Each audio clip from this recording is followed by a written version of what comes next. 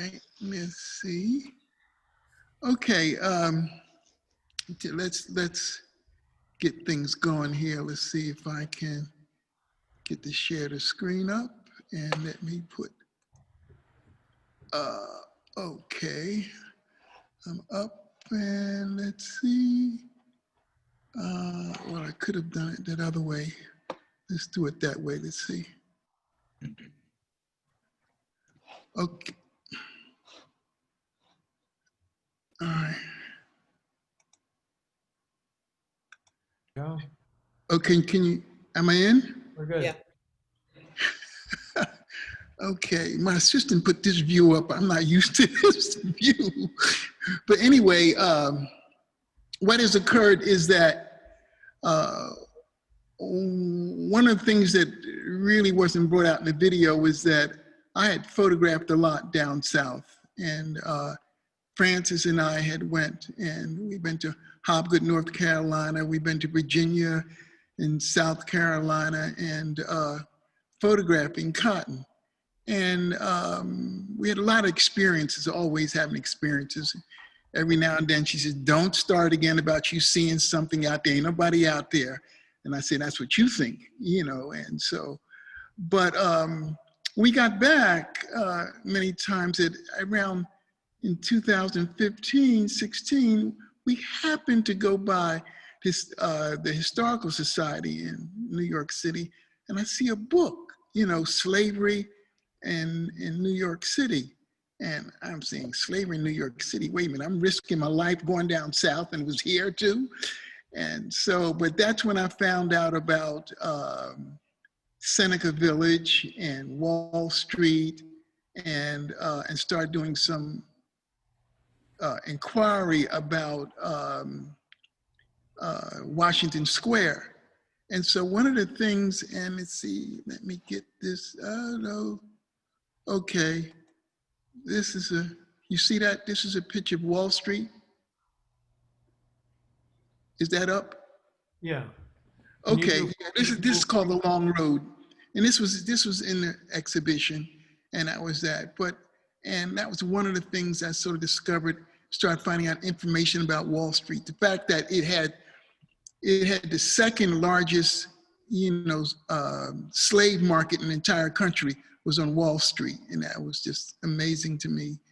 And so then I found out about Seneca Village, and Seneca Village was the community that was actually, it was an interracial community, 2/3 Black and 1/3 Irish and German. And it started in 1825. And this guy, Williams was one of the first settlers and in some churches because they could get the property. And 30 years later, there were like 300 people in this property, and they decided to build Central Park. So in 1857, it was condemned and just completely torn down. But what a lot of people don't realize was that it was probably the only middle-class Black community in the country at that time. These people owned their property so they could vote, but also it was, at that time, it was like on the outskirts, so they weren't downtown. Downtown Blacks received, you know, a horrible existence that was going on down there. So that's how Seneca Village started, and I'll just show you, this is another one. This is the AME Church, and this is interesting. What I've done is I did research and found out where structures were, houses and churches, and then I went to the park and photographed that actual area. Then I superimposed by drawing and a lot of photographic montaging and everything to put something that represents that. What was interesting about this church is that they owned their property for almost 25 years before they built the church. It was the burial ground because we didn't have many burial grounds.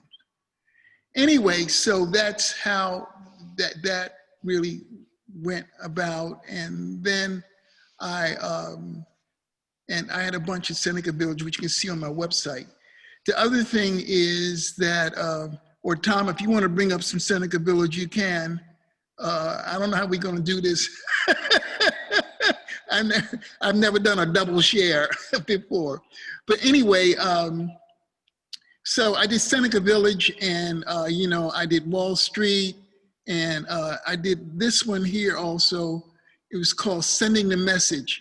They didn't, the Episcopal Church, at Trinity, Wall Street, sometimes buried us and sometimes would not bury us. And so it got to be quite a thing. So, and I had an experience with them. I tried to photograph, and Judy called for me, and I called, and for like 4 months, I could not get permission to have a tripod in the Trinity Church. So I never give up. I got another tool that I anchored the camera on the back of a pew so I could do this. So I had called it Sending Them a Message. Now, there's something else. In and then this is someone I discovered, a woman named Rose Butler. Are any of you familiar with Rose Butler? Rose Butler was a slave that was executed in 1819 for setting a fire that burnt 3 steps. They assumed she knew who had set the fires. She was incarcerated, actually, when the building finally burnt down, and they were convinced that she knew it. So she got executed, and this is a piece.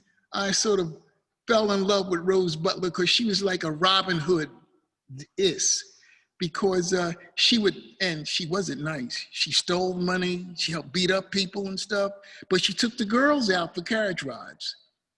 She gave money to people who didn't have money and stuff. And she frequented, all the dance hall people knew her. She was like a terror, but with her heart, so I just loved her and stuff. So I did a bunch of pieces like this one here. And it's something else people don't know is that Washington Square was a potter's field. They buried people here. And when in the 1790s, when there was the yellow fever epidemic, they buried people here, whether you were rich or poor, because you couldn't be buried in a normal cemetery because you would infect the dead. You got that? That's Philadelphia, right? Right. Washington Square, Philadelphia. Yeah, absolutely, yeah. But the high concept that you're going to infect the dead was just like something. So anyway, I've done a lot of things, and you can see on my website about Rose Butler. And then I did this one, which I did some other things, but this is what I call the reincarnation of Rose Butler, because she was actually executed where the fountain is. They built the gallows and she was executed and stuff there. So I did this piece here, and I said,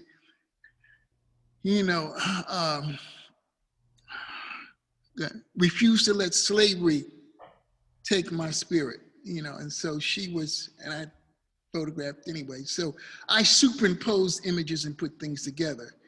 The other thing a lot of people don't realize that in Washington Square, where Washington Square is, in the 1640s, there was a war going on with the Indians. So one of the companies, the indentured servants, for the West End Company, about 11 were given properties that were around where Washington Square is, because they were the buffer zone between the Indians. So I did, here's a couple of pieces I did. This is Washington Square, and I superimpose things all over the place about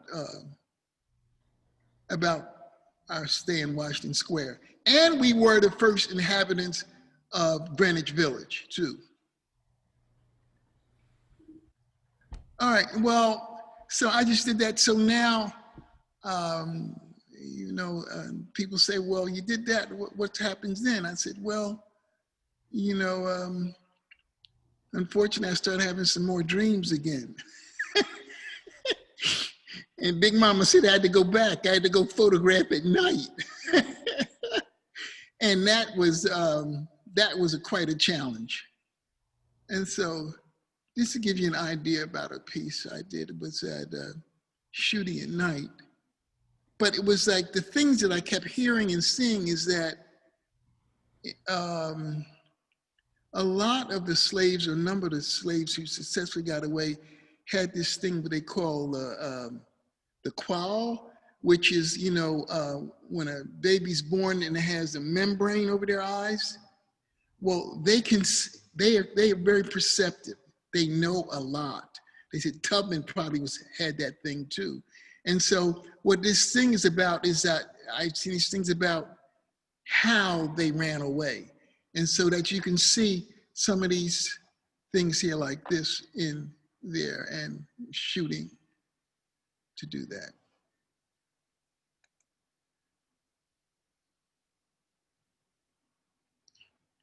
This is, for some reason on this trip, I don't know how I started doing things, these lights started coming up, which sort of blew my mind away, but I just dealt with it, and I call it follow the echo. And all I can say is that shooting in the dark is not like shooting in the daytime. And this is one, Frances was talking a lot about her mother. Her mother's name is Grace.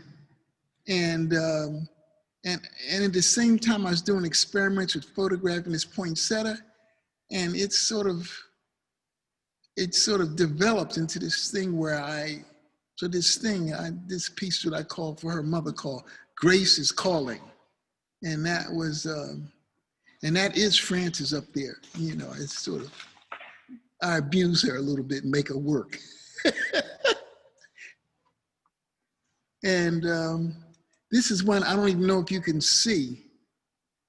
And I call it, Can You See Them? It's like about sometimes, when I'm out, especially in the dark, if you think you see stuff in the daytime, at nighttime, your brain really gets loose, so. And this is, could you see that? I didn't even ask you, could you see that? Okay. There's some more about spirits and about keeping together groups of people and how they communicate in the dark with themselves, hearing the spirits. And then this one has been altered. This is the spirit dance, or the ancestral dance, but this has been altered. I added more ancestors. They needed more in that. And then finally, not finally, but one of the projects was, I guess it's about 2.5 months ago. And this is after I was back from Hobgood, North Carolina, did this night trip. I kept thinking and then not paying attention to it. And I woke up in the middle of the night and I said, Frances, I said, how would I be if I was going to run away tomorrow morning? And she said, a wreck. I said, you're right. And say, you'd be going over all these things in your head about what you had to do, all the symbols and stuff. So I made this 16-foot piece that reads like a film strip because you can't see it all at once. And that's it all there. And this is a detail of that left side. And these relate to, the moss on the north side of the tree. You're running through different valleys and stuff, beginning to look for water. That's the middle, to look for what they call the safe house, where you would go, finding that tunnel.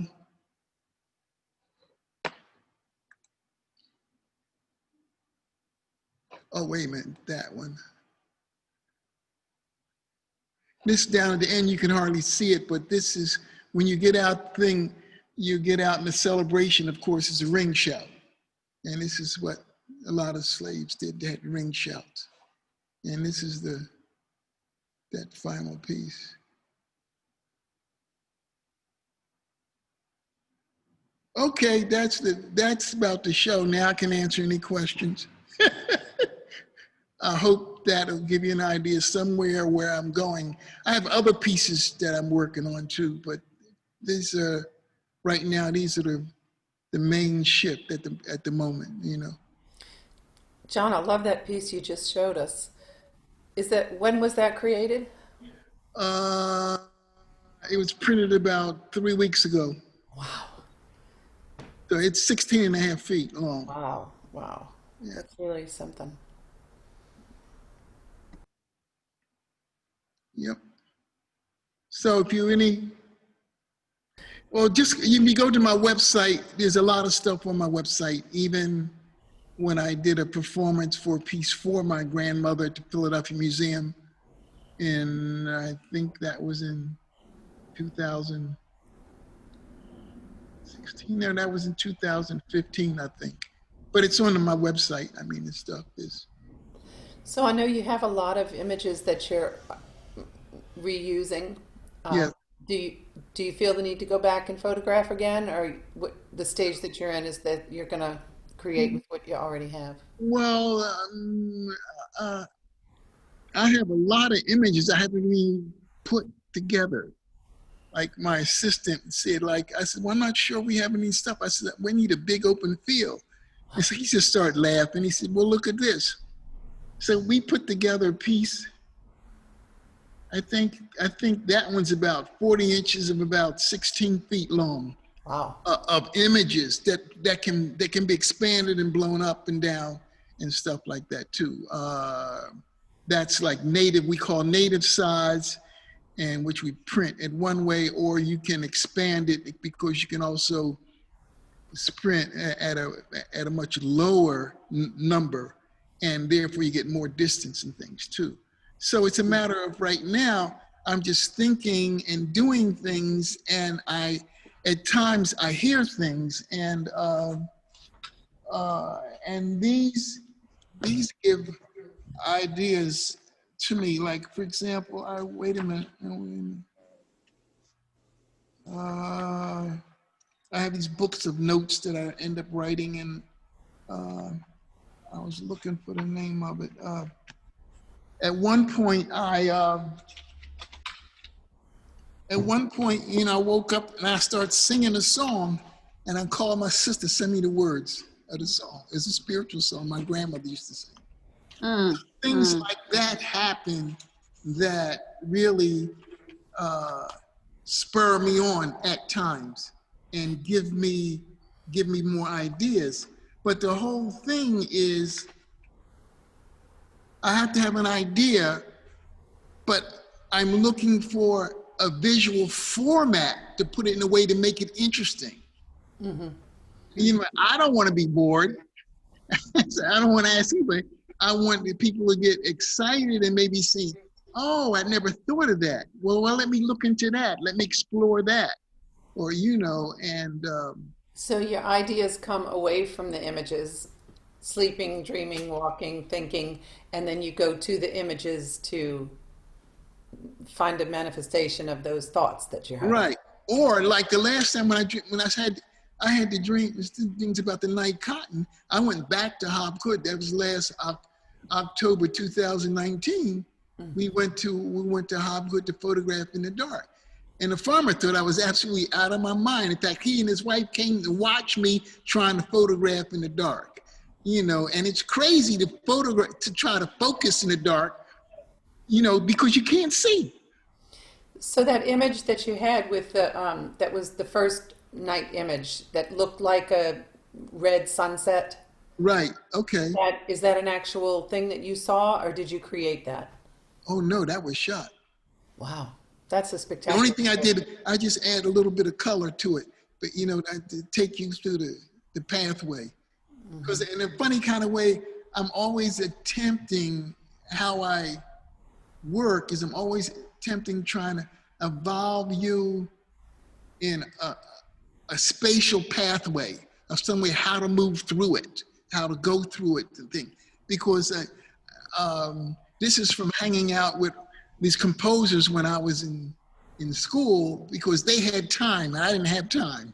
So I had to figure out a way to deal with time. And the way I felt to deal with time was to evoke some kind of space, because we're always about how we move from one section to the other. So, you know. So going back to those images, you were saying something that there was one that had a few red, like little red specks in it. Oh yeah.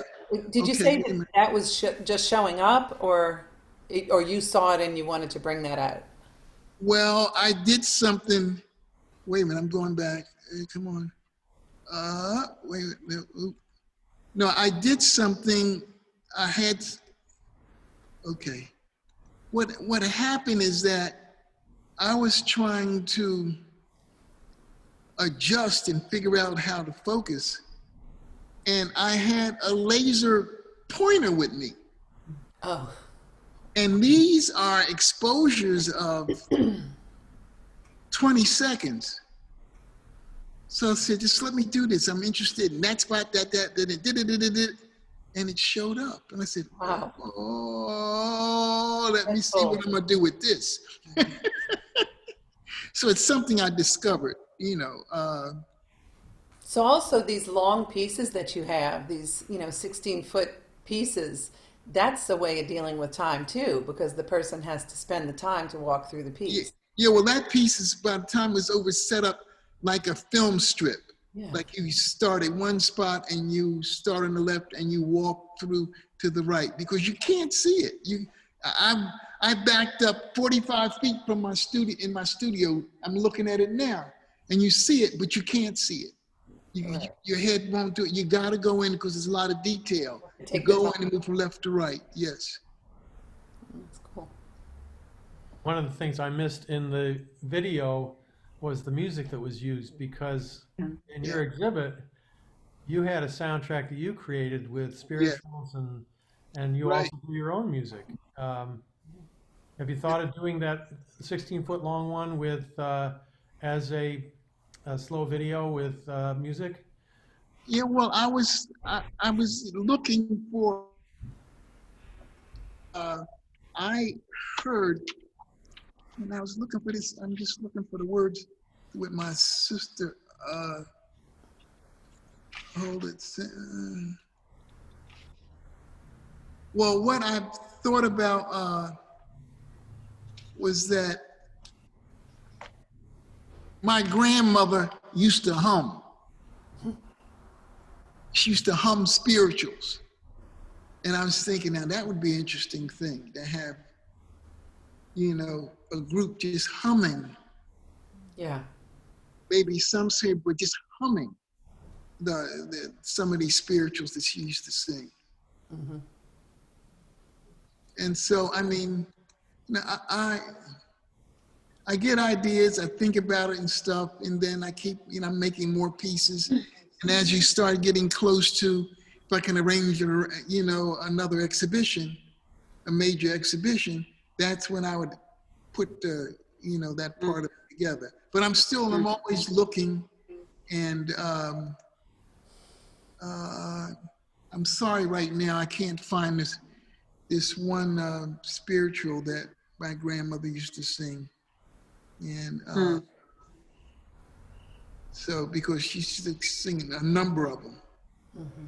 And well, this is, you can see, that's the, When did she pass away? oh, it's about 48 years ago now. Mm. Yeah. Mm. You have any recordings of her voice? Actually, I don't. I don't. Mm. Those days we weren't recording Right. very much. Yeah. Yeah. Okay. But John, you're truly guided by the spirits of the ancestors. And this is Judith out in Oregon. And I can't help but think of Sweet Honey in the Rock, the ancestor's breath. That really evokes that song in my heart as you're showing this powerful, powerful work. Yeah. you're blessed to know that the spirits are guiding you. Yeah. And John, would you please thank your grandmother for us? Will do. Next time you see her, tell her. John, as another photographer, I want to say it's really great that I think you came to photography kind of late in your career, because you bring a whole lot of non-photography into your photography. And many photographers just have this idea there's some sort of, there's some sort of purity to photography. And I think that is totally not true.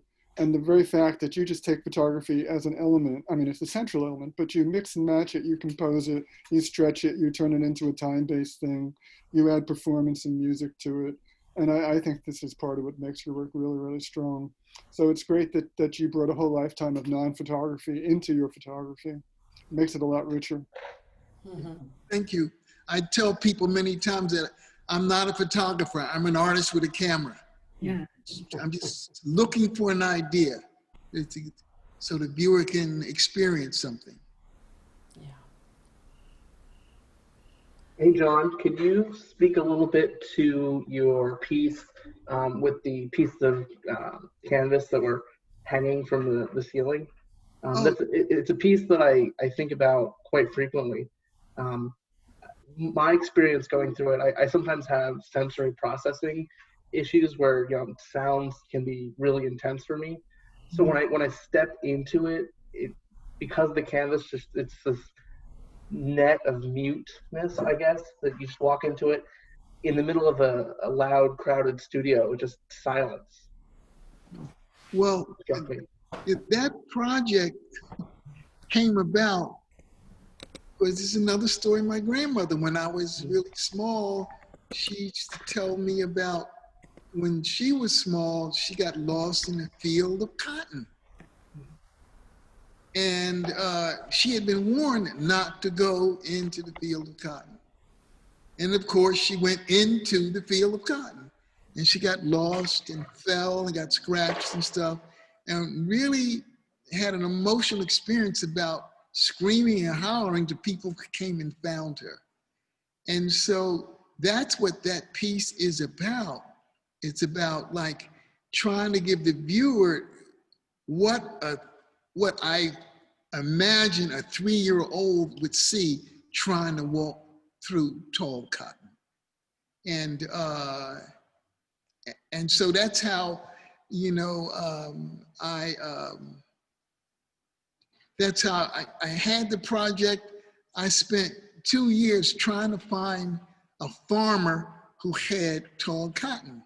And Francis and I remember once to South Carolina, and this guy said he had tall cotton, and it was up to the knees. I couldn't believe we'd driven all that far, it was up to his knees. So then I got to the point where I would call people on the phone and say, do you have 48-inch high or higher cotton? And I finally found it. And then became the job of, once I found this fellow had it, how technically to shoot it so I could do that, because that became another nightmare, But that whole thing is about being immersed in it and feeling it walk, because once I started doing it, I started realizing that I had an emotional response to being inside of it. It sort of changed the whole idea about where am I in this world and how am I dealing with this, And so it became quite a piece. And right now I'm working on something with Rittenhouse Square I'm going to have more 10-foot panels. But, so I got, that was the first time of printing anything on that kind of fabric. And so now I found some place where I can do it, and I'm experimenting with some more stuff now. I hope that answered your question. It does, thank you. John, you say you're not a historian, but you bring great history to your work, and it tells wonderful stories. So thank you for that piece of it. I'm a history buff, but perhaps there are some people who don't know about Seneca Village. Can you briefly share a little bit about that? Yeah, well, Seneca, like I mentioned, in 1825, there were a group of Black people, and most of this guy, Andrew Williams, was actually first.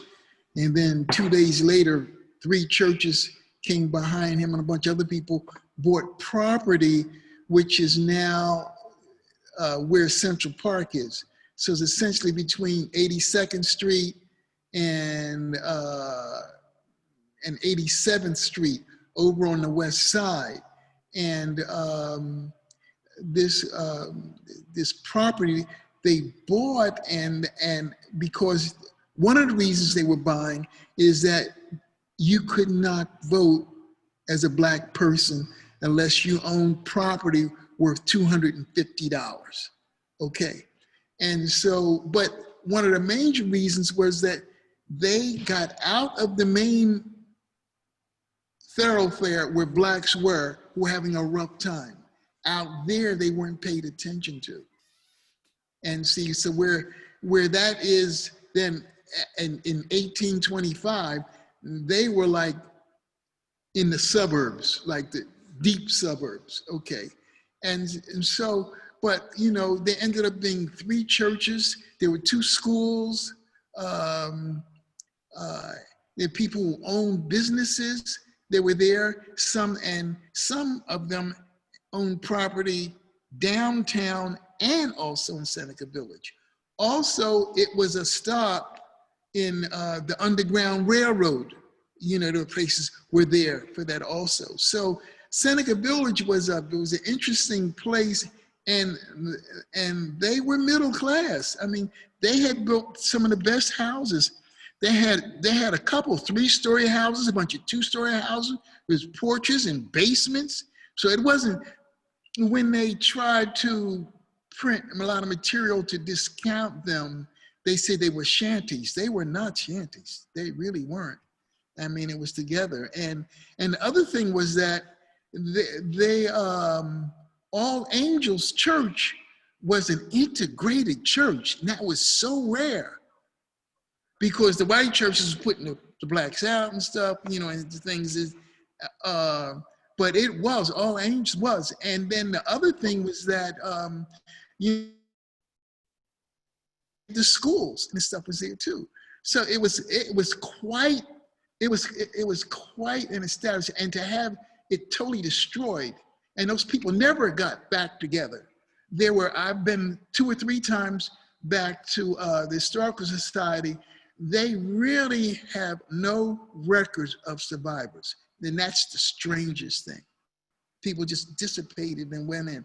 A lot of you heard they're over in Wheatsville, where Wheatsville was, you know, in Brooklyn, you know, was this other area and stuff too, so. But I'm not, you know, I mean, I'm historically driven, but I mean, I don't, you know, I got a stack of books here, but I don't hang out. I got to make images. Thank you, John.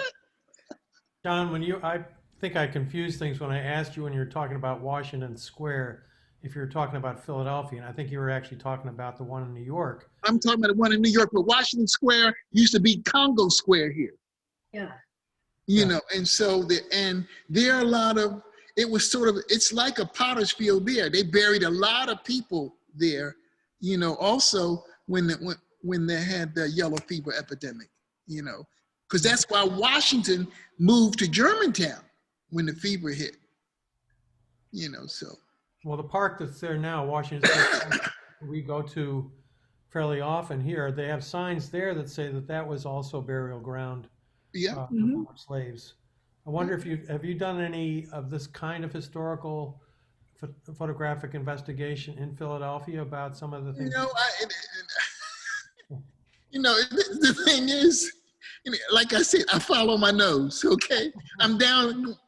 Grandma and Big Mommy took me down south. I'm going down south. I happened to be walking in New York one day, and all of a sudden I discovered slavery in New York, so like that. Then I discovered, like, you know, about Wall Street and stuff. And then I hear this story about Rose Butler, and that just set me off, you know what I mean?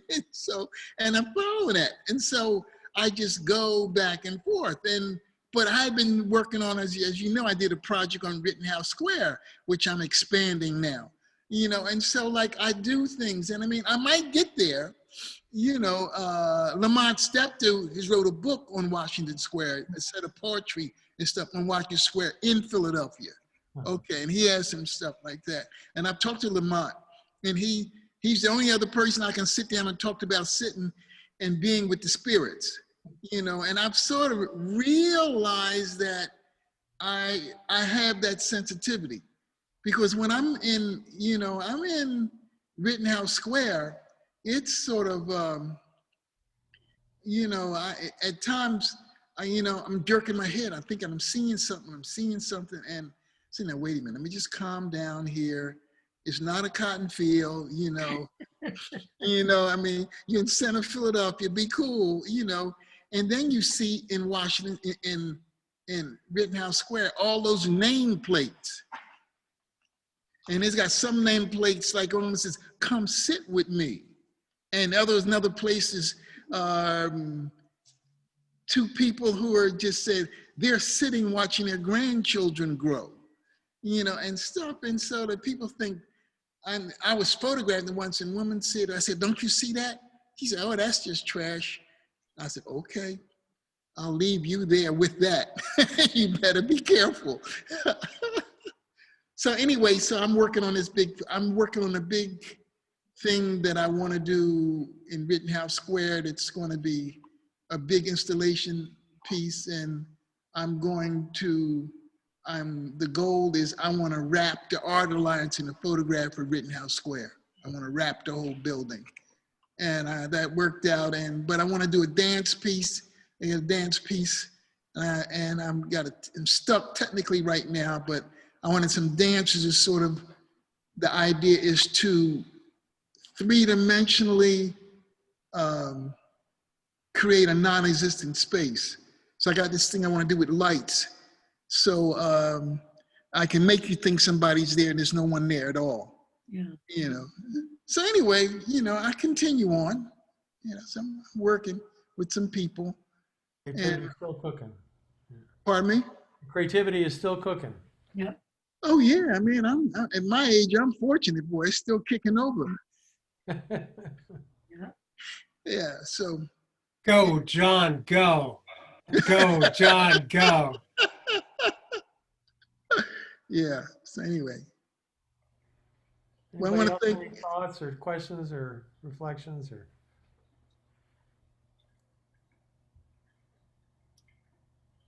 Okay. Well, thank you so much for allowing me to lay my stuff on you. Well, I just wanna appreciate say, that. John. I Thank know you, I John. I know I speak for everyone that we feel very, very privileged that you are a member of our congregation and part of our community. It's such a privilege because your art is also embodied in who you are as a person, and it's a really beautiful thing. So thank you. Thank you. Thank you. Thank you, John. Everyone. All right. Thank you, John. Yes, Tom, thank you.